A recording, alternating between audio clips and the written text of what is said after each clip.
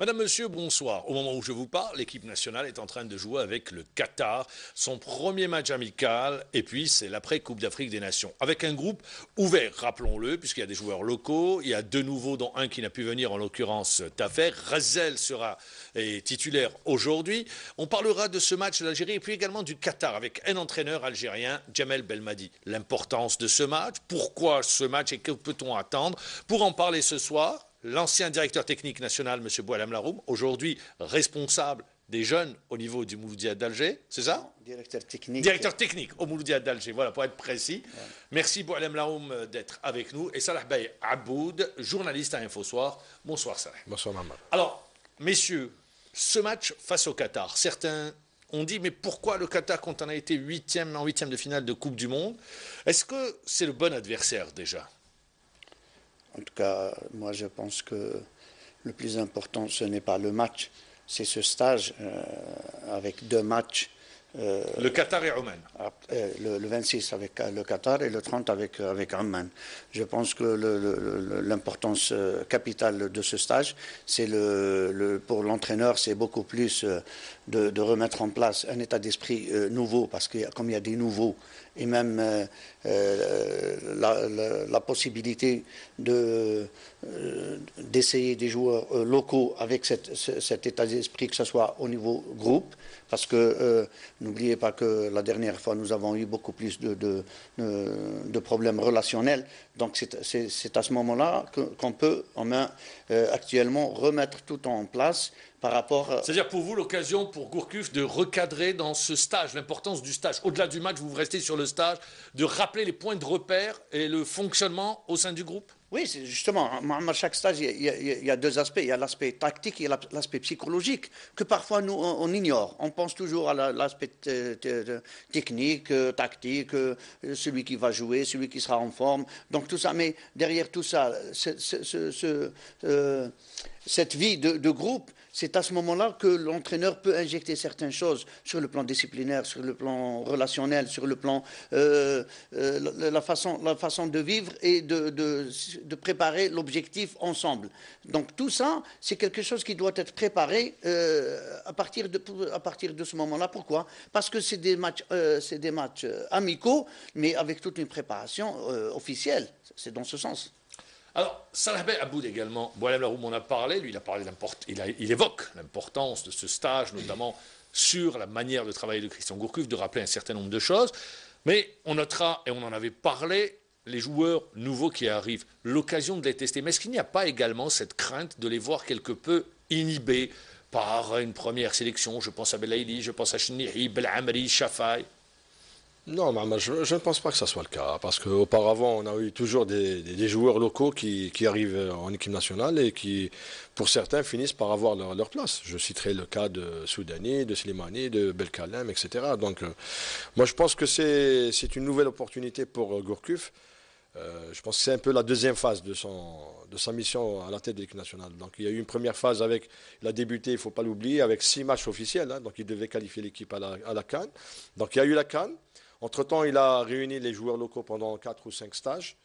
Donc il a pu quand même voir un peu de plus près la qualité, le potentiel local. Il profite de ce stage, je ne dirais pas seulement de 2 matchs, parce que l'Australie a joué l'Allemagne hier. L'Allemagne, match nul, 2 buts partout. Voilà, donc ce sont beaucoup plus des stages très, très intéressants qui permettent aux sélectionneurs, surtout qu'on a les dates FIFA qui sont très, très rares pendant le calendrier sur l'année.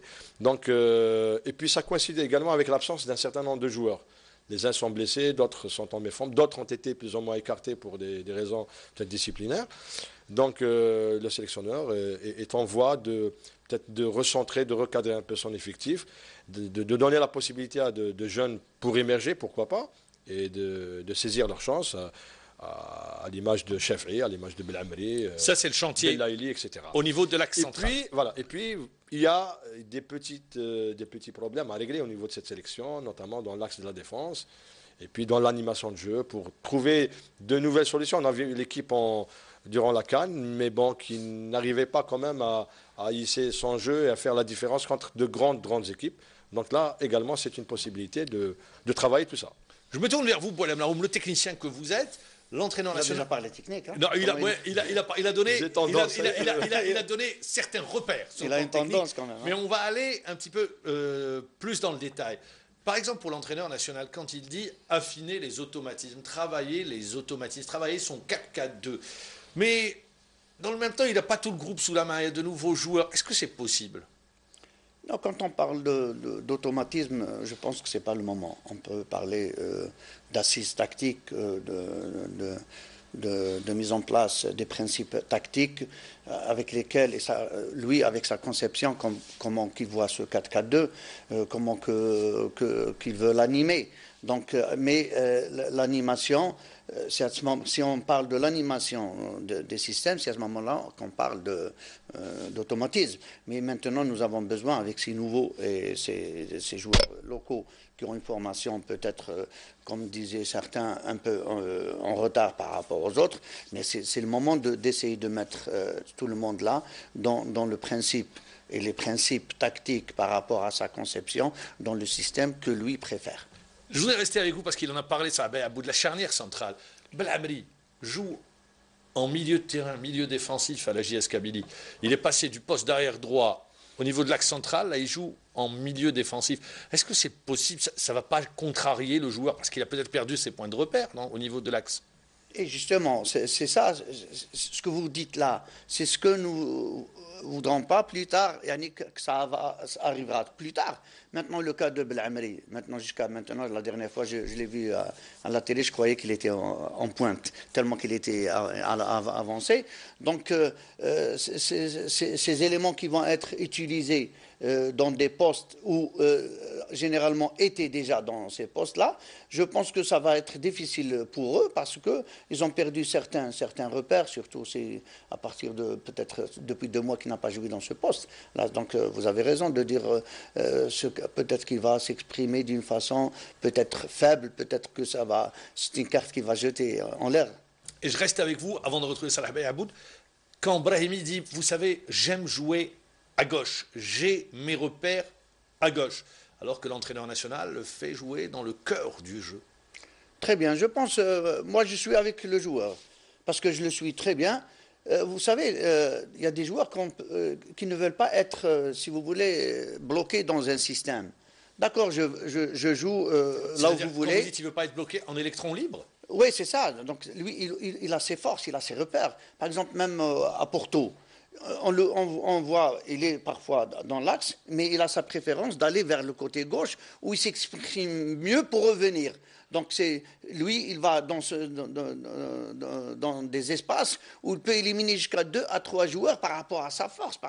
Il est convaincu s'il va là-bas. Mais maintenant, si vous lui demandez d'aller là où il est faible, donc si vous voulez, il y a une contradiction. Parce que maintenant, le joueur, c'est comme l'équipe, doit toujours jouer sur ses forces. Lui, sa force, c'est cette liberté. Vous pouvez le positionner, mais ne pas l'obliger à rester dans cette place. Et si vous le voyez à Porto, chaque fois, il est libre. Des fois, il arrive même à partir jusqu'à la droite. C'est ça les automatismes dans le club. Mais par rapport à lui, cette liberté qu'il veut, ça veut dire là où il peut partir, il n'y a pas que lui. Il y a Ronaldo, il y a Messi. Ça veut dire là où il peut s'exprimer, ça veut dire qu'il met sa valeur en... ses qualités. Ses qualités. Donc, c'est ça le joueur. C'est qu'au moins, lui, il se connaît, il ne se cherche pas. Donc c'est à nous de l'utiliser dans la place où nous pourrons en profiter de ses capacités. Tirer le meilleur de lui. Alors justement, pour l'entraîneur national, donc on sait que Christian Gourcuff, très rigoureux, très carré, il a son 4-4-2, et il l'a dit en conférence de presse. Le premier élément, c'est la première priorité, c'est de mettre en place son système de jeu, son 4-4-2. Et par le jeu, il le dit lui-même, les résultats viendront. Ça passe par ce match, par certains essais, certaines options qu'il pourrait prendre. Bon, lui, il a des certitudes sur le plan du jeu, sur la façon de jouer. Maintenant, reste à trouver les solutions dans l'intelligence de gérer les joueurs, de les placer et d'animer le jeu. Parce que le constat qui a été fait après la CAN, c'est que le jeu de Gourcuff est prévisible. Donc les adversaires, comme l'a fait Renard d'ailleurs, il a souligné, ils savent tout de suite comment va jouer l'Algérie. Et c'est là où il faudrait régler les problèmes, c'est-à-dire de rendre cette équipe très imprévisible. C'est-à-dire qu'elle a une palette de jeux très variée en utilisant avec palette de solutions. De solutions avec l'utilisation rationnelle de ces joueurs, comme l'a dit Boualem, c'est de mettre le joueur dans une zone ou dans une posture qui lui permet d'exprimer tout son talent et d'avoir le plus gros pourcentage d'impact sur le jeu. Et ne pas le confiner dans un rôle où lui, il va l'accepter. En citant Brahimi, il a dit oui, moi j'accepte ce que dit l'entraîneur. Mais au fond, j'ai une préférence. Voilà, il a une préférence. Et donc il faut jouer sur cette préférence parce que le joueur, il va exceller dans cette. Avant de retrouver, voilà, je voudrais avoir votre avis. Tout le monde, et je dis bien tout le monde, presse, supporter, attend Belaïli.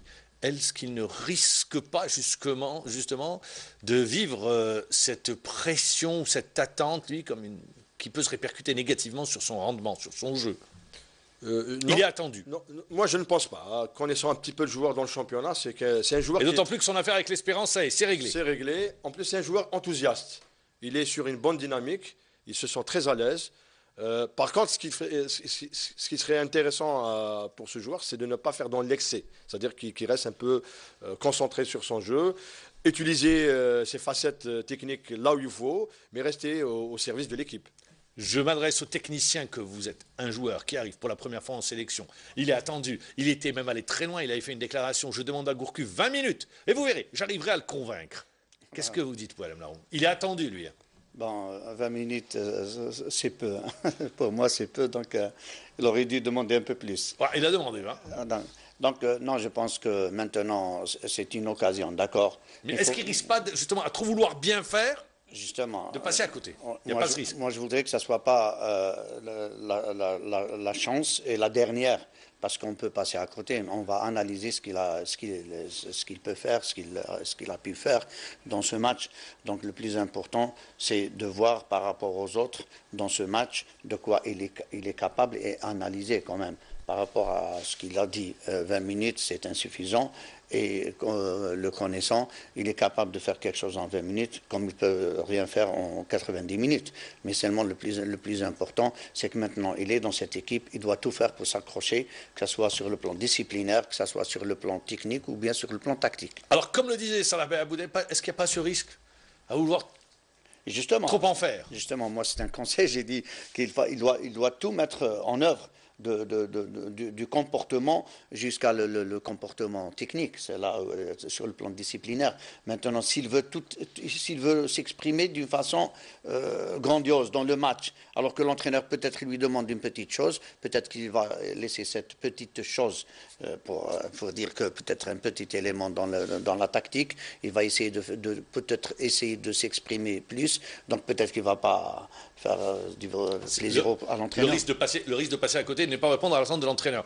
Messieurs, l'Allemagne, le champion du monde en titre, a fait match nul contre l'Australie, modeste adversaire, 2 buts partout. C'était en Allemagne, fort moment d'émotion. Il y a eu le recueillement après le tragique accident d'avion. Alors, vous pouvez me dire, mais pourquoi je parle de l'Allemagne? Pour dire que les champions du monde ont été tenus en échec par une modeste formation. Pour l'Algérie, face au Qatar, après un 8e de finale, peut-être que tout le monde, au-delà du contenu, attend le résultat. Est-ce que c'est le résultat qui prime ou le contenu qui prime? Pour moi, c'est le contenu, là. Parce que... Je vous pose la question. Oui, j'ai pris la parole. Oui, j'attends. Après, le regard du journaliste. Le technicien d'abord. Non, mais quand même, on devient complémentaire. Ouais, alors, justement, le technicien que vous êtes, qu'est-ce que vous dites? C'est le contenu ou le résultat? Ou les deux à la fois? Non, beaucoup plus c'est le contenu, parce que vous allez voir, si vous permettez, on peut revenir à l'équipe du Qatar, qui est... On parlera tout à l'heure de Jamel Belmadi. Parce que l'équipe, elle est rajeunie, donc on aura en face une équipe très, très motivée. Vous savez, donc cette motivation qui va peut-être gêner parce que le joueur va se surpasser. Donc vous ne pouvez pas vous exprimer avec une équipe très très motivée. Et vous savez très bien que l'Algérie, là où elle va, surtout dans les pays du Golfe, c'est l'équipe à battre. Parce elle est attendue. Elle est attendue sur tous les plans. Donc pour eux, même si cette équipe-là, elle est renouvelée, Pour eux, c'est l'Algérie, c'est toujours l'Algérie, depuis l'équipe de l'FL1, 82 et tout ce qui s'ensuit. Maintenant, nous, le résultat importe peu en principe, comme vous voyez, mais dans le match, les buts ne viennent que par le bon jeu. C'est dans ce sens qu'on souhaiterait faire de bonnes choses, même si le résultat ne vient pas. Mais si le résultat ne vient pas et on ne fait rien, ça sera encore grave. Justement, c'est là, merci de nous permettre l'enchaînement. Boualem, j'arrive, on l'a vu à travers les écrits de la presse, les commentaires, Gourcuff n'est plus en période de grâce. Ça y est, la période de grâce est terminée. Et aujourd'hui, il est attendu. Donc c'est pour ça que je parlais du résultat et du contenu. Qu'est-ce que vous dites ? Oui, je pense que dans sa conférence de presse, il a dit. Donc quand il y a un bon contenu, s'il y a le résultat, donc ça serait logique. Maintenant, s'il n'y a pas le résultat, mais il a dit il faut du temps. On est déjà satisfait par le contenu. On va pas. Mais quand il n'y a pas les deux, ça serait un peu inquiétant pour l'équipe nationale. La primauté au résultat ou au contenu ? Dans ce match-là, par rapport aux deux matchs et ce stage-là, je pense que d'abord le contenu. Et puis, bon, évidemment, il y a toujours le résultat, parce que contre le Qatar, ça sera beaucoup plus qu'un match amical. Hein. C'est un match de prestige. Comme l'a dit Boualem, les Qataris vont jouer un mondialiste, donc ça serait bien pour eux d'accrocher ou bien de battre l'Algérie. Ça restera un peu dans les annales. Peut-être que ça motivera également au cours du match les Algériens, parce que quand ils sont titillés un peu sur leur ego, ben, ils nous sortiront un grand match. Et c'est ce qui est attendu de cette équipe. Donc il y a la préparation de chaque entraîneur. Belmadi, le connaissant, c'est quelqu'un qui prépare bien ses matchs et ses joueurs à travers un discours bien solide, quoi. Gourcuff, ben, je pense qu'il fera autant, ne serait-ce que pour les nouveaux, parce qu'ils seront doublement motivés par rapport aux autres. Et à ce moment-là, on peut avoir un match bien plein. Et si on joue bien, pourquoi pas un bon résultat. Alors, ça reste également, il y a des Algériens du côté du Qatar. L'entraîneur est algérien, Djebel Belmadi, ancien international, et deux Algériens, dont un qui évolue à Chiraga. Ouais. Boudiaf, oui. Oui, Khoury. Donc, Djebel Belmadi également, personne n'attendait le voir si tôt dans une équipe, prendre une équipe nationale. Le Qatar, qui a de grosses ambitions au niveau international. On l'a vu avec le handball. Ce qui s'est passé, ils sont arrivés, ils ont été en finale. Ils sont sur le même principe. Hein. Naturalisé. Ils sont sur le même principe et ils ont monté une équipe. Ils préparent leur mondial 2018 et 2022. Justement, nous, si on revient juste à cette équipe, c'est une équipe qui n'a jamais pris de titres, seulement de titres régionaux. Le titre de la Coupe du Golfe et la Coupe de l'Asie de l'Ouest, là. Mais en plus, pour notre bonheur, c'est avec Belmadi. Les deux titres-là, il est à la tête de cette équipe depuis 2014. Et cette équipe-là, si vous voulez, Belmadi, s'il est là, c'est par rapport à ses résultats avec le Khouya. Il avait été champion avec le Khouya. Il avait été champion avec une équipe, si vous voulez, c'est une équipe toute moyenne sur tous les plans, même si c'est une équipe qui venait d'être créée par un ministère.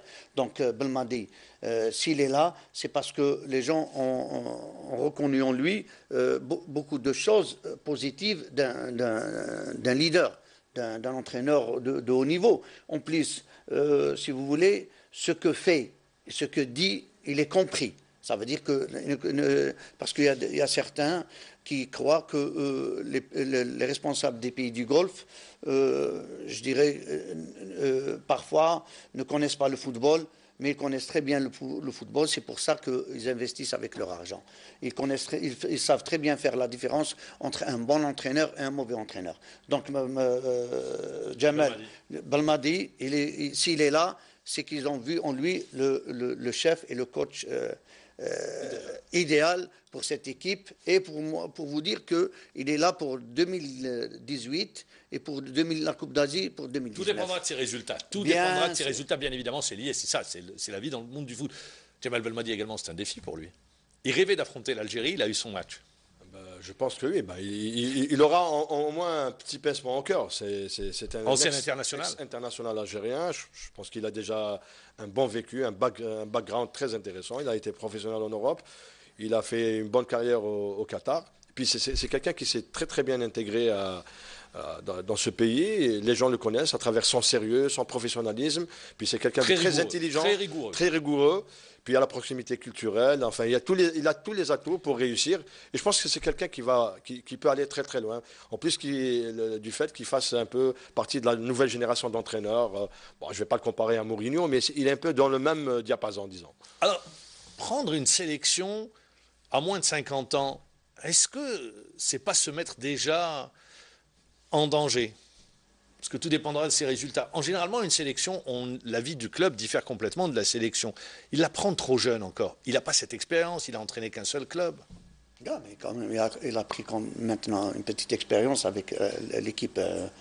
Sir Alex Ferguson disait, vous savez, une sélection, ça se prend à partir de 60 ans, pas avant. D'accord, mais lui, par rapport au niveau, par rapport à la région, donc il vaut mieux qu'il soit là et avoir cette expérience avec la même équipe que de rester en club. Rester en club ou bien changer d'équipe nationale en équipe nationale, ça veut dire non, je parle de club, de rester en club, pas d'équipe nationale. De rester en club, je pense que c'est. Est-ce qu'il n'aurait pas fallu qu'il reste un peu plus en club? Non, du moment qu'il il est en avance par rapport à certains. Ce n'est pas l'ancienneté qui, lui, il a déjà. Mais disons une sélection, c'est des regroupements, c'est des dates FIFA bien précises. Vous n'êtes pas tout le temps avec les joueurs. C'est différent comme travail que quand on est dans un club. Est-ce qu'il n'aurait pas dû faire un peu plus d'apprentissage, d'avoir un peu plus de matchs, de vécu en tant qu'entraîneur dans un club? Non, mais je pense qu'il a assez, parce qu'il ne faut pas oublier que Jamal a joué dans une période, c'est la période des années 2000 quand même. Le football n'a pas trop changé, mais il a changé. Mais lui, si vous voulez, il est à la page, Jamal, parce que j'ai eu l'occasion de il est en train de passer ses diplômes, d'ailleurs. Oui, il passe ses diplômes, mais en plus, il est à la page. Il n'est pas, si vous voulez, il a, si vous voulez, par rapport à sa personnalité et par rapport à ses connaissances, s'il arrive à tout mettre en œuvre, ça veut dire que ça va être de la compétence. Pour certains entraîneurs comme lui, ce n'est pas la peine d'attendre 10 ans pour avoir tout ça. Qu'est-ce que vous pensez? Vous dites... Moi, je dis que Laurent Blanc ou Didier Deschamps n'ont pas attendu 60 ans pour prendre l'équipe de France. Donc, il y a des entraîneurs qui ont des capacités, donc, qui peuvent, comme l'a dit Boualem, avoir un peu plus d'avance sur leur temps, et puis l'intelligence. Et puis peut-être pour Blanc c'est vrai, mais pour Deschamps c'est moins vrai. Il a eu 4 clubs avant de prendre l'équipe de France. Mais il est aujourd'hui en sélection de l'équipe de France. Donc pour revenir à Belmadi, je dirais que c'est quelqu'un qui a peut-être les prédispositions. Et je ne pense pas que la fédération qatari soit trempée dans le choix, parce que c'est des gens qui connaissent bien quand même le foot, ils suivent bien.